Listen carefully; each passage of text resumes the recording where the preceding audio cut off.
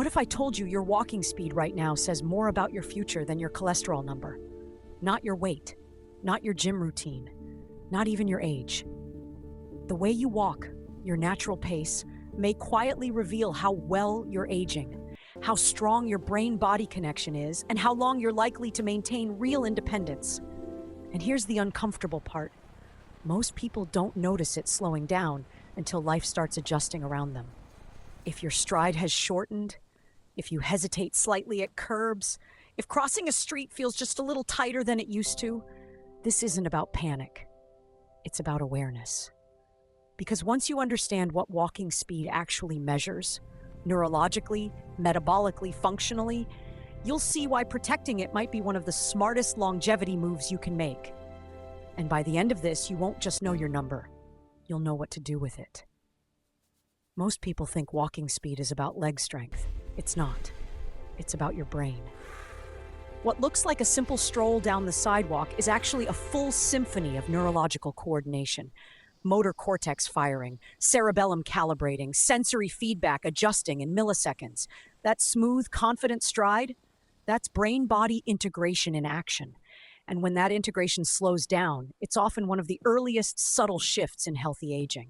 Longevity isn't just muscle, it's signal processing. Here's what most don't realize. Walking is executive function on the move. Your brain calculates terrain, predicts obstacles, adjusts balance, and times muscle activation, all without you consciously thinking about it. That's functional fitness at its finest. When neural processing speed decreases, reaction time narrows, and what used to feel automatic now requires effort. That effort is often the first whisper that mobility and balance need attention. Not panic, just awareness. And here's where it gets interesting. There's a simple way to test this brain-body connection at home. Walk at your normal pace for 20 to 30 seconds. Then walk again while counting backward by threes out loud. If your speed drops dramatically, if your steps shorten, or if you feel oddly flustered, that's cognitive load showing up in real time. This isn't about perfection. It's about reserve capacity. Healthspan is built on reserve. Most people stop at "I can still walk," but that's the lowest bar possible. The real question is, how efficiently can you walk when your brain is multitasking? Because life doesn't happen in straight, quiet hallways. It happens while talking, carrying groceries, scanning traffic. And if this neurological layer surprised you, wait until you see how we actually measure walking speed in a way that makes longevity tangible and trackable. Now that you understand walking speed is neurological, not just muscular, let's make it measurable. Because what gets measured gets managed. And when it comes to longevity and health span, vague impressions don't help. Numbers do. The 10-meter walk test is one of the simplest, most powerful tools in evidence-based health. No gadgets, no wearables, no biohacking gimmicks. Just you, a stopwatch, and a clear path. Here's how you do it. Measure 10 meters, about 33 feet, on a flat surface. Start walking at your normal, comfortable pace, not rushing, not performing. Time only the middle 6 to 8 meters to avoid acceleration and deceleration bias. Then divide distance by time to get meters per second. It sounds technical, but it's surprisingly simple. Functional fitness becomes real when you can quantify it. Now let's interpret it carefully, without drama. Above 1.0 meter per second generally reflects strong functional reserve. Between 0.8 and 1.0, that's a pay attention zone, not alarming, just informative. Below 0.8 can indicate reduced physiological buffer. This isn't a diagnosis, it's feedback. Healthy aging isn't about avoiding numbers, it's about using them intelligently to protect mobility, balance, and independence. But here's the deeper insight most channels never mention. Your score matters less than your trajectory.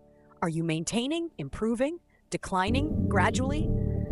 That trend line is your real longevity story. And once you begin measuring, you'll start noticing something even more revealing. It's not just how fast you walk, it's how consistent your stride is. And that's where fall risk quietly enters the conversation. Now, here's where most people get it wrong. They think fall risk is about walking slowly. It's not. It's about walking inconsistently. You can move at a decent pace and still be at risk if your stride pattern is unpredictable. Longevity and healthy aging depend not only on speed, but on rhythm, symmetry, and control. And that's where balance quietly reveals itself. Gait variability is one of the most under-discussed markers in mobility science. When step length changes unpredictably, when timing between steps fluctuates, or when direction changes cause hesitation, your nervous system is signaling reduced stability reserve. It's subtle, almost invisible, but in evidence-based health research, inconsistency often predicts instability long before a fall ever happens. And prevention always beats recovery. Watch for sudden deceleration. That moment when someone approaches a curb, turns slightly, or encounters a small obstacle, and their body pauses. That pause is not weakness, it's processing delay. Over time, cautious shuffling may feel safer, but ironically, it reduces reactive strength and dynamic balance. Functional fitness isn't about moving carefully, it's about moving confidently and responsively. Here's something practical and rarely suggested. Film yourself walking. From the side. From behind. Watch your arms swing, stride symmetry, foot clearance. Are you hesitating during turns? Does one foot drag slightly? This simple observation can teach you more than a treadmill screen ever will. And once you see instability patterns, the next question becomes unavoidable.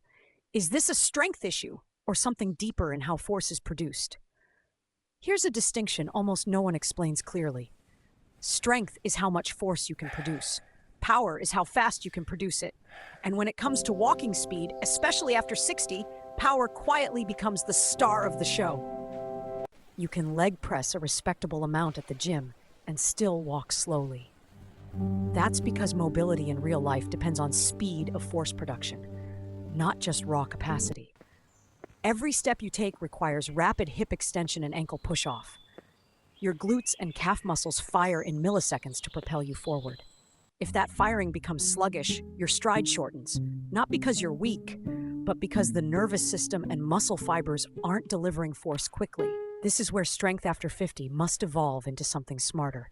Functional fitness with controlled velocity. A simple example, the sit-to-stand speed test. Sit in a chair and stand up 5 times as quickly and safely as you can without using your hands. Not reckless, just intentional. Notice whether the first rep feels strong, but the last 2 feel slow. That drop-off tells a story about muscular endurance and power output. Longevity isn't built on one strong rep. It's built on repeatable capacity. And here's the subtle shift most people miss. Training power doesn't mean explosive chaos. It means controlled, intentional speed. Step-ups with purpose.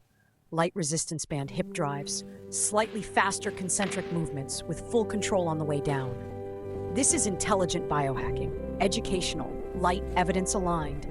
Because once you understand power, the next layer becomes obvious. Even powerful muscles need energy. And that's where cardiovascular reserve enters the conversation. Now we move into a layer that's even quieter, but just as decisive. Many adults don't walk slowly because they lack strength. They walk slowly because their aerobic ceiling has narrowed. Their cardiovascular reserve isn't what it used to be. And when oxygen delivery becomes slightly less efficient, the body unconsciously downshifts pace to conserve energy. That's not laziness. That's biology protecting stability. Walking speed reflects more than muscle and neurology. It reflects VO2 reserve, mitochondrial efficiency, and how quickly your body recovers between steps. Every stride is a tiny energy transaction. If recovery between those microtransactions is delayed, your system compensates by shortening stride length and reducing cadence. Over time, that subtle conservation strategy reshapes mobility and impacts Healthspan in ways most people never notice. Here's where it gets practical. One of the safest, most evidence-based ways to improve gait speed is through short, controlled bursts of slightly faster walking. 20 to 30 seconds. Not sprinting. Not breathless. Just a deliberate increase in pace, followed by full recovery. 2 or 3 rounds during a regular walk. That's it. Functional fitness improves when intensity is layered intelligently, not recklessly. And here's the insight few discuss. The goal isn't to walk fast all the time. It's to maintain reserve. Because reserve protects independence. It allows you to cross a street confidently, adjust to uneven ground, react to surprises. That's the difference between simply getting older and truly aging well. If you've ever wondered how to systematically build that reserve, not just in walking speed, but across strength after 50, mobility, balance, and cardiovascular capacity, That's exactly why we created the Longevity Protocol. It's a practical, evidence-based health roadmap designed for real people who want to improve health span without extremes. If that sounds like you, the link is in the pinned comment. And once you start thinking in terms of reserve, a deeper realization begins to form. Walking speed isn't just a fitness metric. It's something much more personal, much more tied to autonomy itself. Now we arrive at something deeper. There is a minimum walking speed required to live independently in the real world. Not in a lab, not on a treadmill, in life. Crossing a street before the signal changes, navigating an airport without stress, keeping up with grandchildren, responding quickly if someone bumps into you. This is where longevity stops being abstract and becomes practical autonomy. Most crosswalk signals are timed for people walking around 1.0 to 1.2 meters per second. That's not elite performance. That's baseline urban function. When walking speed drops below that threshold, daily tasks quietly become more demanding. You begin planning routes differently, avoiding stairs, leaving earlier, choosing convenience over capability. It's subtle, but quality of life shifts in small, cumulative ways. Here's the emotional shift that matters. Walking speed is not about youth. It's about independence. It's about maintaining options, the ability to say yes to invitations, the confidence to travel, the physical buffer that protects balance when something unexpected happens. Healthy aging isn't measured by how young you look. It's measured by how capable you remain. And capability is trainable. This is why walking speed becomes autonomy currency. It reflects neurological integrity, muscular power, cardiovascular reserve, and environmental adaptability, all wrapped into one simple metric. When you protect your walking speed, you protect your health span. And that leads to the mindset we repeat often, because it matters. Your goal isn't youth, it's independence. Now here's the real question. What are you going to do with this information? You now understand that your walking speed isn't just about fitness. It reflects neurological sharpness, muscular power, cardiovascular reserve, balance, and ultimately your independence. That's not hype. That's evidence-based health applied to real life. And the difference between aging passively and aging well often comes down to whether you measure and train what truly matters. So ask yourself honestly, are you maintaining your walking speed or quietly adapting to a slower version of yourself? Are you building reserve or using it up? Because longevity isn't about surviving longer. It's about protecting your health span, your ability to move confidently, react quickly, and live without unnecessary limitations. Small adjustments, power-focused strength after 50, controlled pace intervals, monitoring your 10-meter test can completely change your trajectory over the next decade. And if you found this valuable, you need to watch the video on your screen right now. This simple strength test predicts longevity after 50. Because walking speed tells you how you move, but strength tells you how much capacity you have left. You don't want one without the other. If you're serious about healthy aging, about mobility, balance, functional fitness, and protecting your independence, subscribe to the channel and turn on notifications. We're building longevity the right way. No hype, no shortcuts, just clear strategy.